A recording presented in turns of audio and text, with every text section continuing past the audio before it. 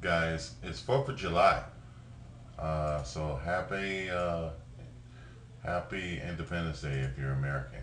Listen, I want to discuss something, and I want to be very, very exacting about this. So, here's one important. Now, I never, ever, ever have problems with my UVs. Okay. Now, I've actually had problems with this one, but I let it go.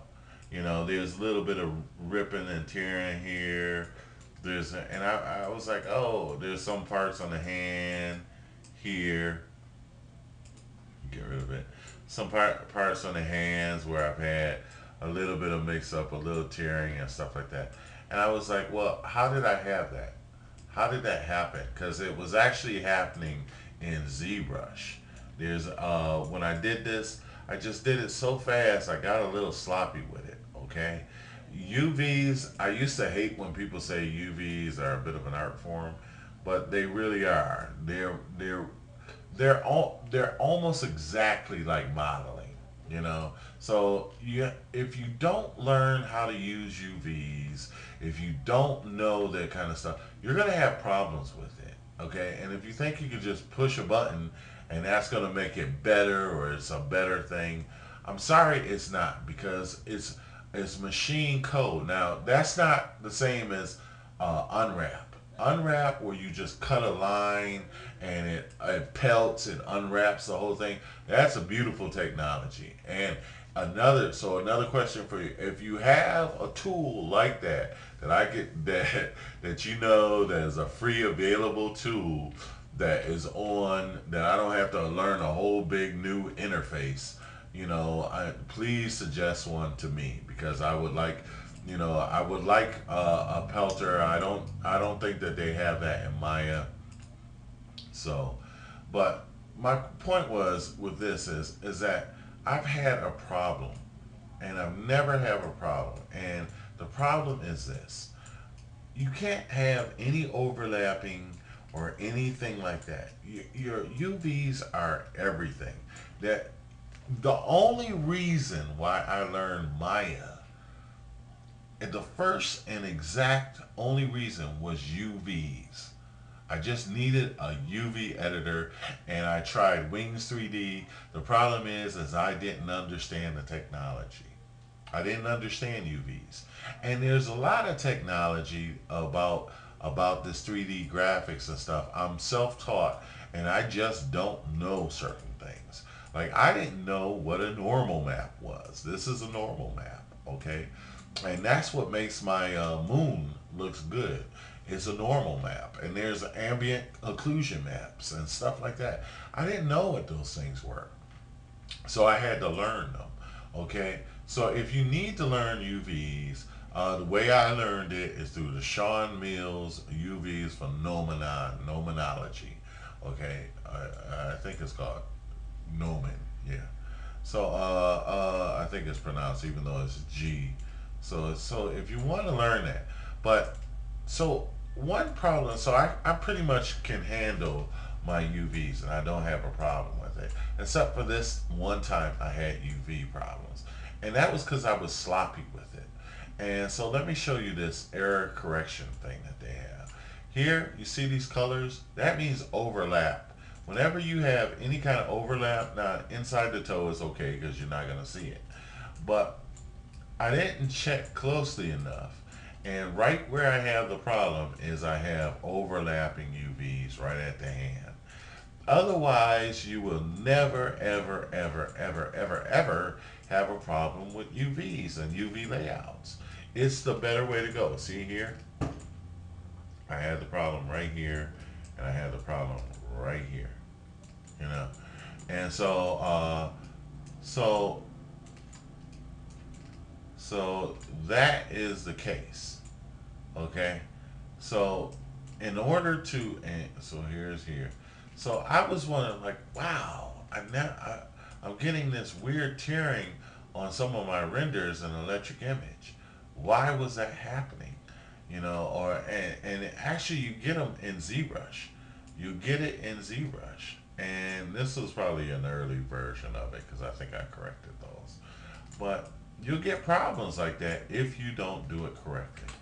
And so yes, there are GUVs and other good stuff. I don't know how that just happened. I just did something weird. There are GUVs and all that other good stuff. Look at that. I must have hit a weird button. But before we get into any of this, if you don't have your UVs correct, and here's somebody else's UVs and they have a beautiful character, there's no way that you could paint on this on your character. Now, let me say this: there's no way you can completely paint on your thing in ZBrush and make it absolutely perfect without wanting, or at least any artist would want to take their final thing into ZBrush.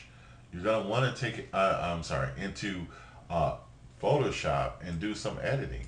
So here is like specular highlight he has here. Here's the diffusion. You want to edit this stuff. You can actually even paint this in Photoshop. ZBrush has something called Zap Link, which allows you to move this stuff into directly into Photoshop. That's what it's for. It's you can do layers and stuff. Is They don't have it in version 3, and that's why I still use version 2 sometimes for certain, if I'm just doing certain types of things. But it's Zaplink, and it'll open up Photoshop and put your model directly into Photoshop, and you can paint directly into Photoshop and update it here. So I don't know what I just did to that. So it'll flatten it out and put it in it. I don't know. This is just weird. So anyway, that's part of this whole thing. Okay. So I don't know what's going on there. So that's my point. My point is, don't try to use the UVs and GUVs and automatic UVs and all that stuff. You don't have control over your artwork. Now, if you're a lazy artist, which, you know, there's no such thing as a lazy artist, right?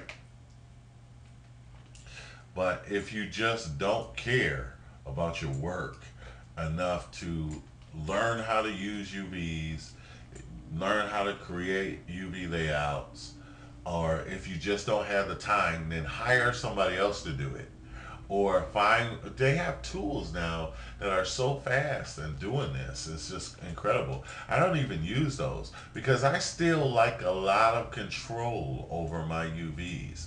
I like, the UVs don't have to look this good. I got this. I don't even know what section this is. This is so squared off. You know, it's I like the control of it. I like to be able to really finely tune and customize every aspect of this. And so the way to do it is to really have control and learn how to UV edit and things like that. And like I say, you can get any other.